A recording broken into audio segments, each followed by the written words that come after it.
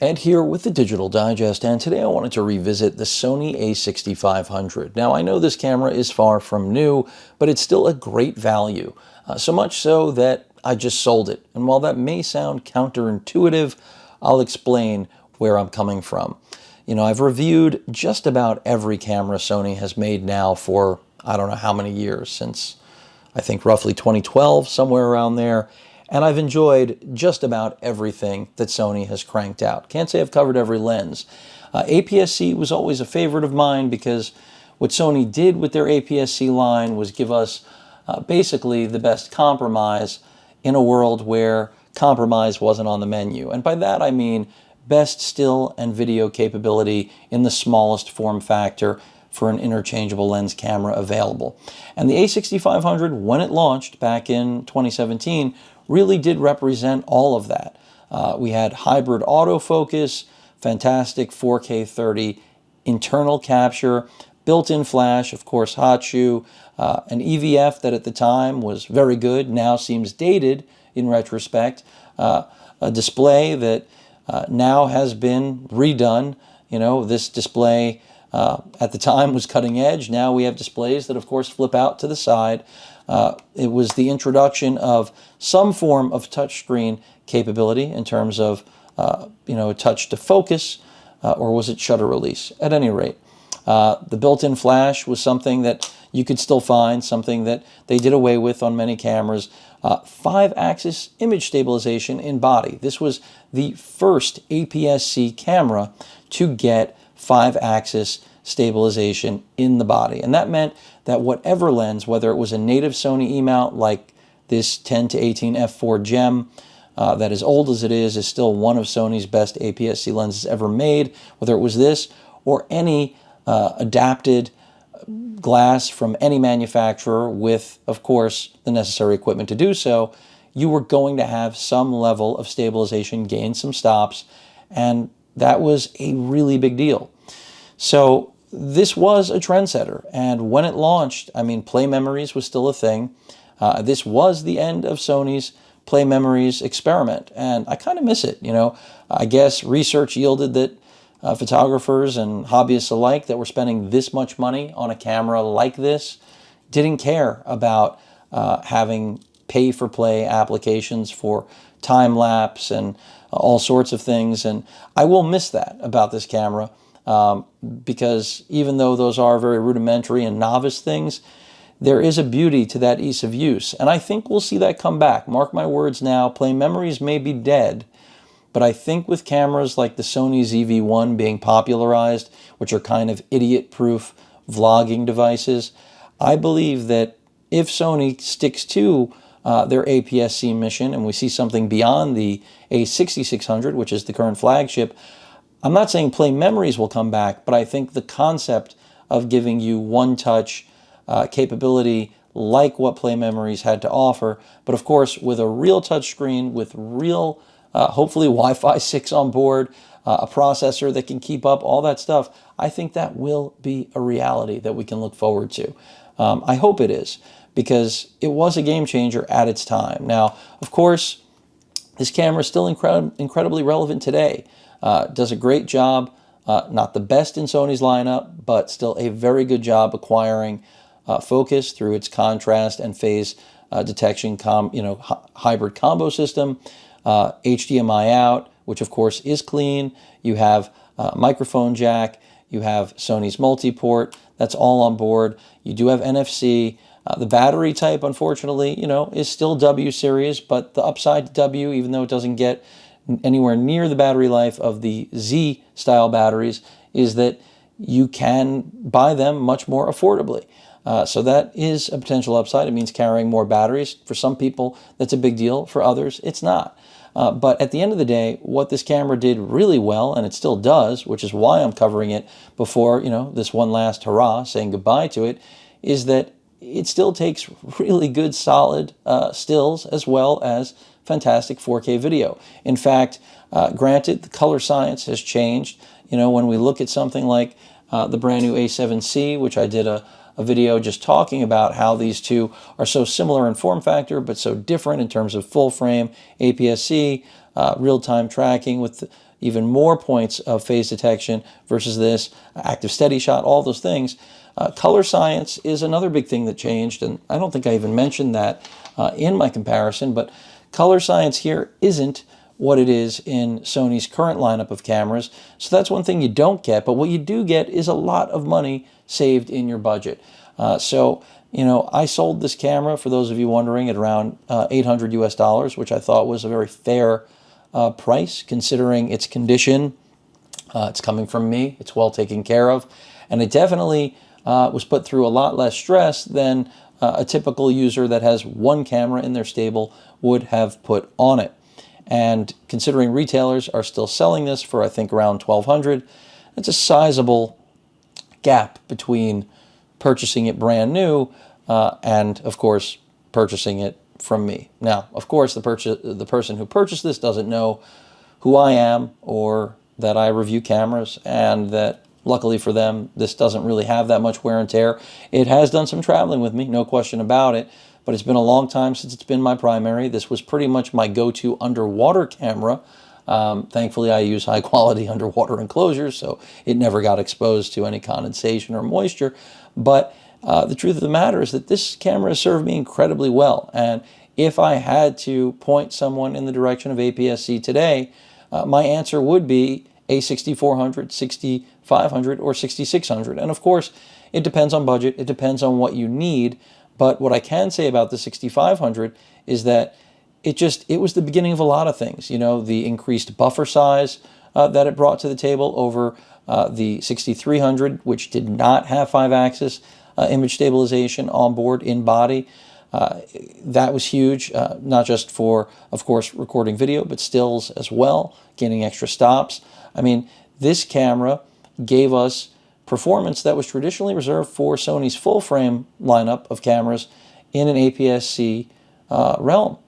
And it still deserves the credit to this day. It has not, to my knowledge, been put to pasture. So this is still being manufactured, believe it or not, which is part of the reason that it still has held its retail value. And coming into this holiday season, if you are trying to figure out whether or not this camera is worth purchasing, I still can recommend it here in 2020, almost 2021, because it still does exactly what it should.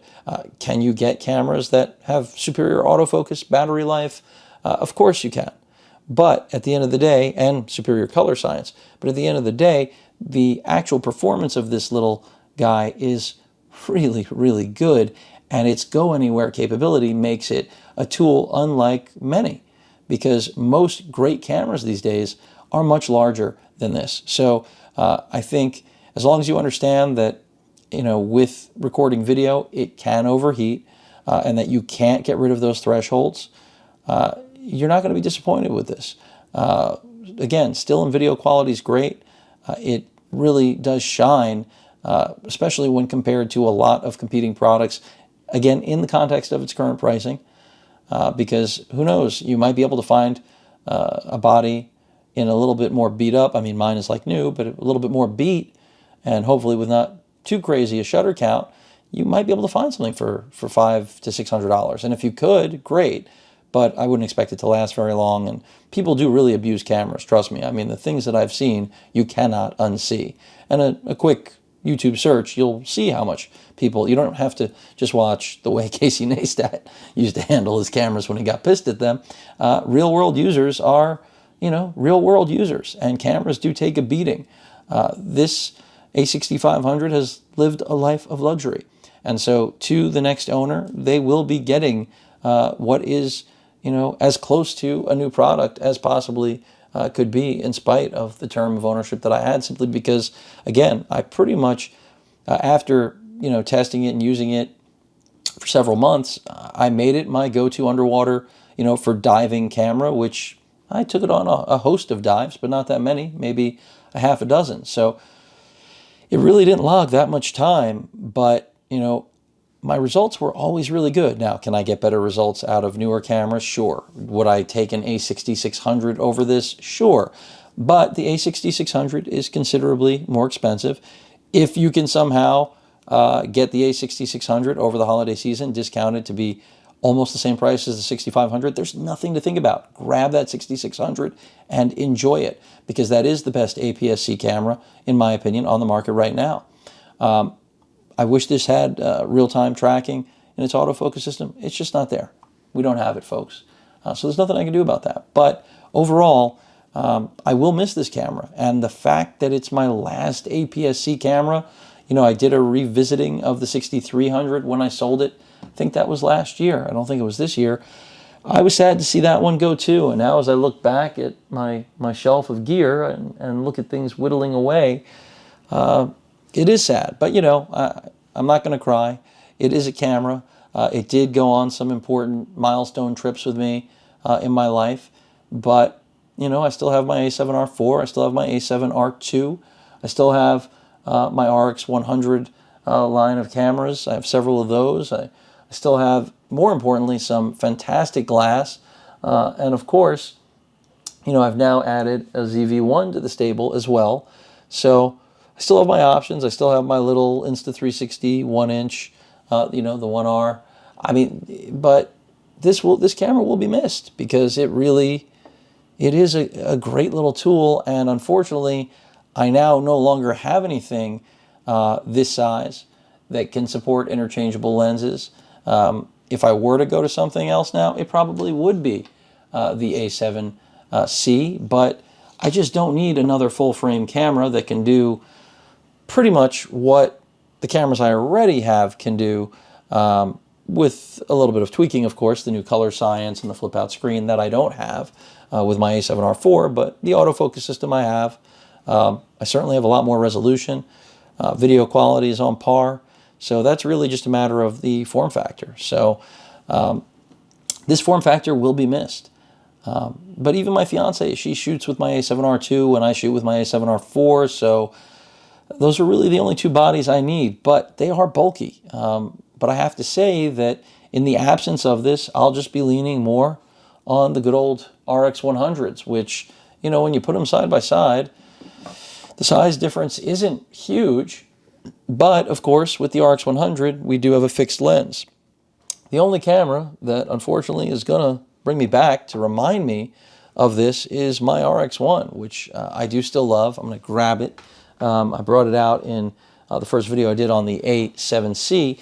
And, you know, there's really still nothing like the RX1. The only thing that really gets close to the RX1, I would argue, is the Sigma FP. But, you know, the Sigma FP is really, for me, at least in my review experience with it so far, is a video camera first.